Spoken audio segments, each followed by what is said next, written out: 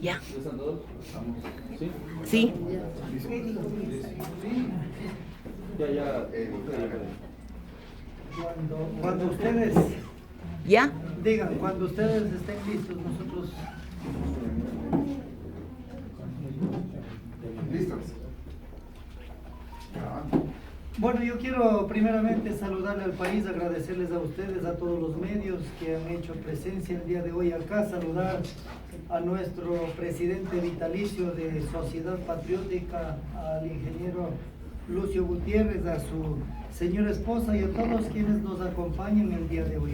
Básicamente, este encuentro con los medios de comunicación, este encuentro con los ciudadanos del país a nivel de ustedes, por medio de ustedes, a través de los diferentes medios digitales, es precisamente para que como partido, Sociedad Patriótica, nosotros demos esa posición frente al momento económico que vive el Ecuador, frente a la coyuntura política que tiene en estos momentos el país y sobre todo creo que con una noticia importante que el día de ayer la Asamblea Nacional tomó la decisión de pedir el archivo de un proyecto que creíamos que no estaba en la línea de el beneficio para la mayoría de los ciudadanos ecuatorianos.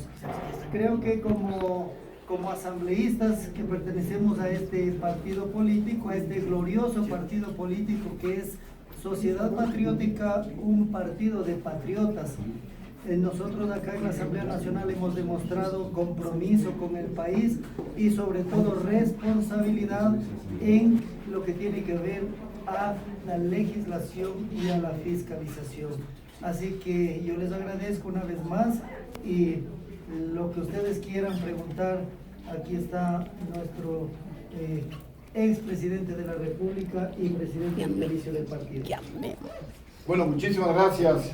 Reiteramos pues el agradecimiento a los señores y señoritas periodistas que han acudido a esta gentil invitación de nuestros asambleístas, César Solórzano, primer vicepresidente nacional de la Asamblea, y nuestro asambleísta Freddy Alarcón, que representa orgullosamente a la provincia de Sucumbíos.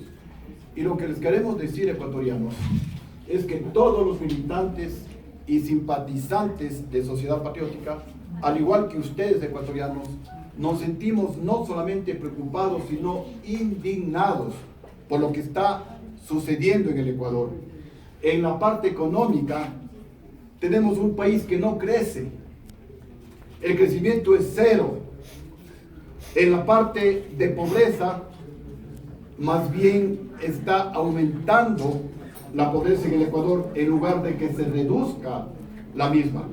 En la parte social, tenemos un país pesimista, pues piensan que cada mes, cada año la situación económica y social estará peor. Tenemos un país empobrecido, tenemos un país desempleado.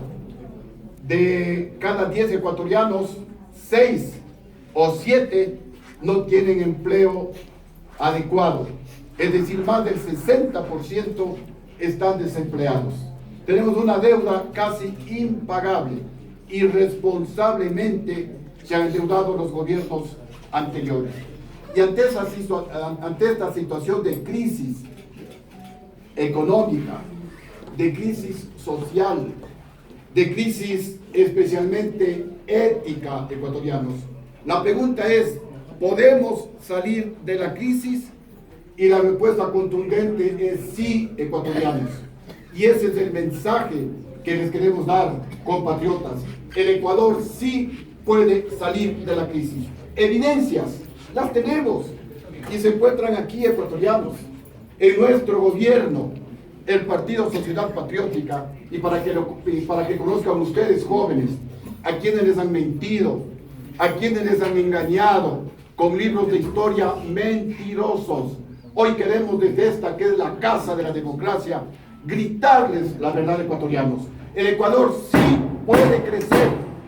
En nuestro gobierno la economía creció como lo sostiene el Banco Central del Ecuador. Se encuentra por acá al 8.9%. el crecimiento económico en gobiernos democráticos más alto de toda la historia del Ecuador, el crecimiento de la economía más alto de América y uno de los crecimientos de la economía más altos del mundo. Jóvenes ecuatorianos, sí se puede reducir la deuda pública total. Nosotros lo hicimos, como lo reconoce el Banco Central del Ecuador. Aquí está acá ese cuadro. La deuda pública total se redujo en un 12%. ¿Y por qué hoy nos endeudan irresponsablemente? ¿Por qué hoy la deuda ha subido en un 500, en un 600%?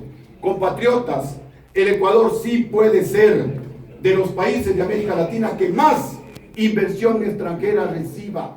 Como lo dice la LADI, la Asociación Latinoamericana de Integración, el Ecuador recibía más inversión que Colombia, el Ecuador recibía más inversión que Perú, más inversión que Bolivia, Uruguay, más inversión que Chile, jóvenes de la patria. Recibíamos más inversión que Argentina. ¿Por qué hoy el Ecuador es de los últimos países en recibir inversión? Quiero decirles a ustedes, jóvenes, que sí se puede reducir la pobreza en el Ecuador. En nuestro gobierno, como lo dice la Flaxo, como lo dice el INEC, la pobreza se reducía a más del 4% anual. La reducción de la pobreza más alta de toda la historia del Ecuador. Y la pregunta es, si es que el Ecuador puede cambiar, si es que podemos salir de la crisis, ¿cuál es el camino? La mejor alternativa, compatriotas, es la unidad. Hoy más que nunca tenemos que unirnos todos los ecuatorianos. Hoy más que nunca, hombres y mujeres, tenemos que declararnos soldados de la patria y unirnos. Y nosotros nos estamos autoconvocando a lo que estamos llamando un frente amplio, patriótico, progresista, amplio, porque tienen que estar ahí todos los ecuatorianos honestos, todos los ecuatorianos honrados, que somos la inmensa mayoría. Patriota, porque patriota es el que ama a su patria, porque el que ama a su patria no le traiciona, no le roba a su patria. Y progresista, porque todos queremos progresar. Y ese es el llamado más clamoroso que el Partido Sociedad Patriótica, que hoy está más vivo que nunca, quiere realizarle a todos los ecuatorianos, a todas las organizaciones políticas, a las organizaciones sociales, a las organizaciones gremiales, a los ciudadanos independientes, a los pequeños comerciantes, a los profesionales, a los hombres, a los jóvenes, a las mujeres, a nuestros indígenas, a nuestros negros, a nuestros afroecuatorianos, a nuestros cholos, al pueblo mestizo del Ecuador, a los militares en servicio pasivo, igualmente a los policías en servicio pasivo. Hoy es el momento de la gran unidad nacional. Y también queríamos dar nuestra posición sobre la ley que ha sido archivada. Pero más allá, señores del gobierno nacional, más allá de que le archiven la ley, más allá de que envíen una nueva ley urgente económica a la Asamblea Nacional, es el espíritu que debe tener esa ley. Toda ley, y especialmente una ley económica, debe tener objetivos claros que se puedan alcanzar en un tiempo prudencial. Y esa ley económica debe estar dentro de un programa económico, señores del gobierno, y deben tener estrategias adecuadas para que se cumplan esos objetivos. Y esos objetivos tienen que orientarse a solucionar los más graves problemas que tiene el país. ¿Cuáles son? La pobreza, el desempleo, la inseguridad ciudadana y, como un eje transversal, la corrupción. La crisis fundamentalmente es porque se robaron la plata y porque el actual gobierno, cómplice de la corrupción, no ha hecho absolutamente nada por recuperar un solo centavo de los 70.000 millones de dólares que, según los expertos, se robaron. Y entonces, ¿cómo se puede reducir la pobreza? Dándole empleo a la gente. No hay otro camino que reducir la pobreza. Dándole empleo digno al pueblo ecuatoriano. Y para darle empleo hay que atraer inversiones nacionales y extranjeras. No hay otra forma de generar empleo que no sea a través de inversiones productivas. Pero para que vengan las inversiones Hay que crear un escenario favorable para que vengan esas inversiones. El gobierno y el presidente de la República deben preparar ese escenario favorable, debe tener leyes claras y a largo plazo, debe fortalecer la seguridad jurídica y debe demostrar con voluntad política la certeza jurídica de que esas leyes claras y a largo plazo no se van a modificar. Solamente así el Ecuador va a salir adelante. Pero también al señor presidente le decimos, hay que cambiar de actitud. Si el presidente no cambia de actitud, las cosas no van a cambiar en nuestro país. Quisiera yo más bien detenerme allí. Me indigno y me emociono y no me quiero alargar. Y más bien, si los señores periodistas tienen alguna pregunta, pues con gusto para responderles sobre estos temas de coyuntura política que tanto están agobiando a todos los ecuatorianos, pero que sí tienen solución. El Ecuador sí tiene salida. Expresidente, 2 o 3 sugerencias alternativas que podría incluir el presidente de hoy en ese nuevo proyecto que vendrá a ser enviado en próximos días u horas, porque usted ha lanzado un discurso que políticamente se lo escucha a diario, pero asiéntelo entre eso, 2 sugerencias alternativas. Bueno, las sugerencias en ese proyecto, primero, no le aprobaron porque inmiscuían en un proyecto de ley modificaciones a 22 leyes diferentes. Entonces, lo primero que tiene que hacer es claramente separar los proyectos de ley. Y no puede cometer errores gravísimos el gobierno de querer darles impunidad a los que se robaron la plata del pueblo ecuatoriano. Eso es inadmisible, eso es impresentable. Y por eso es que los legisladores no estuvieron de acuerdo y archivaron ese proyecto de ley. Coronel, permítame una pregunta. Lo que le está un poco pasando la factura al gobierno actual es la falta de coherencia y la traición en la política. Algo de eso también lo vivió usted. Usted escribió un libro que se llamaba El Golpe. Usted, cuando comenzó su gobierno, programaba y proclamaba también el progresismo. De hecho, usted se reunía con Hugo Chávez para planificar sus actividades para después del gobierno, pero de pronto dio un giro, y dio un giro hacia el Fondo Monetarismo, las cartas de intención, que también le pasó factura. Lo que le está pasando ahora factura al gobierno es que entró con un plan de gobierno apoyado por un movimiento donde el Fondo Monetarismo no estaba incluido, y ahora vemos lo que está pasando. Tiene ya un revés en la asamblea, movimiento indígena lo tiene en contra. Si el movimiento indígena hubiera pasado un día más, posiblemente no estaríamos hablando de este proceso. Lo mismo le pasó a usted. La incoherencia en la política, en la geopolítica, el entender que de pronto uno entra hablando con Hugo Chávez y termina abrazándose con Uribe, también le pasó la factura. Ahí también creo que amerita una reflexión con el paso de la historia. Por supuesto que sí. Primera aseveración que la vengo repitiendo, y creo que los últimos acontecimientos ratifican más lo que yo menciono. Los golpes de Estado en el Ecuador y en el mundo lo dan los generales. Ni siquiera digo las Fuerzas Armadas, los generales. Y el golpe en Bolivia fue dado por los generales. ¿Y por qué no le tumban al dictador de Venezuela, de ese narco gobierno? Porque los generales que están comprometidos con esa inmundicia le sostienen en el poder, por más que en Venezuela se movilicen más de 2 millones de venezolanos pidiendo la salida de Maduro.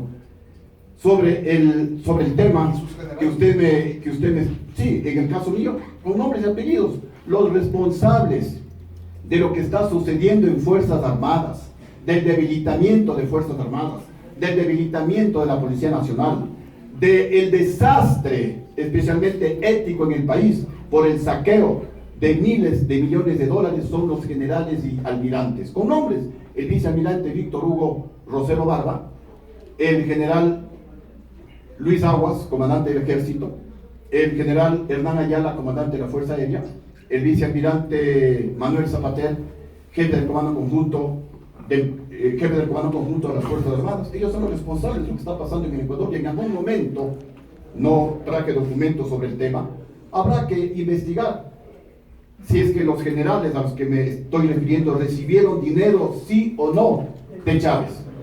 Recibieron dinero sí o no de Chávez, porque se publicaron, o de la banca ecuatoriana, porque se publicó en los periódicos del mundo, en base a los cables de Wikileaks, que Hugo Chávez financió el golpe de Estado contra Lucio Gutiérrez, que Hugo Chávez configuró un mosaico peligroso conformado por las FARC, por Cuba, por el gobierno de Venezuela y por terroristas locales, para oponerse a la firma de los tratados comerciales con los Estados Unidos y con la Unión Europea. Eso se ha publicado inclusive en diarios locales. El año 2011, les sugiero que ustedes puedan investigar. Y ahora mi testimonio, que tal vez ustedes no lo conocen. Es cierto, yo me llevaba con Chávez, pero el distanciamiento con Hugo Chávez comienza cuando Hugo me dice: Lucio, tienes que controlar los medios de comunicación, tienes que controlar los medios de producción. Yo le dije: Chávez, estás equivocado, eso es dictadura, y en dictadura nadie invierte, y si no hay inversión, los que más sufren son los pobres de nuestras naciones. Chávez me decía: pero Lucio, mira, Fidel Castro controla los medios de comunicación en Cuba, controla los medios de producción en Cuba, y está más de 50 años en el poder. Y le decía: Chávez, yo no quiero quedarme 50 ni 10 años, quiero quedarme los 4 años y dejar las bases firmes para el desarrollo del Ecuador e irme tranquilo a mi casa.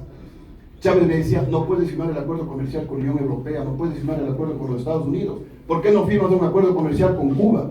Yo le decía: mira, Chávez, la economía no se maneja ideológicamente, la economía se maneja técnicamente, y los recursos que se obtengan del buen manejo económico, eso se invierte con filosofía social. Y le decía: mira, yo no le vendo nada a Cuba ni le compro nada, ¿para qué voy a firmar un acuerdo comercial con Cuba? Mis socios comerciales son Colombia, Perú, los países latinoamericanos, la Unión Europea, los Estados Unidos, y hacia allá debemos acudir para fortalecer las inversiones, las exportaciones y el trabajo para el pueblo ecuatoriano. Y le daba cifras, le decía: mira, Chávez, en el Ecuador estamos creciendo al 9% de economía, el crecimiento más alto de toda la historia del Ecuador. Estamos reduciendo la pobreza al 4% anual, la reducción de la pobreza más alta de toda la historia del Ecuador, mientras en Venezuela la economía se estaba contrayendo. Y le advertía a Chávez, y qué pena que tuve razón, ojalá me hubiera equivocado.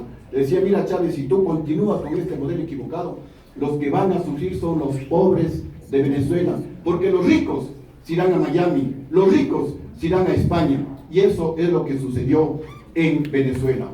Esto la gente pues obviamente no lo sabe, pronto lo sabrán cuando publique el libro, y siempre con documentos, siempre con testimonios, para que el Ecuador conozca la verdad. Y ahí que digo que los generales que dieron el golpe de Estado en contra de mi gobierno, en algún momento tendrán que responder si recibieron dinero de Hugo Chávez, sí o no. Y si es que dicen que no, entonces que respondan por qué dieron el golpe de Estado en contra del gobierno, que no lo digo yo, lo dice el Banco Central del Ecuador, lo dice el INEC, lo dice la LADI, lo dice Petroecuador, lo dice la Flaxo.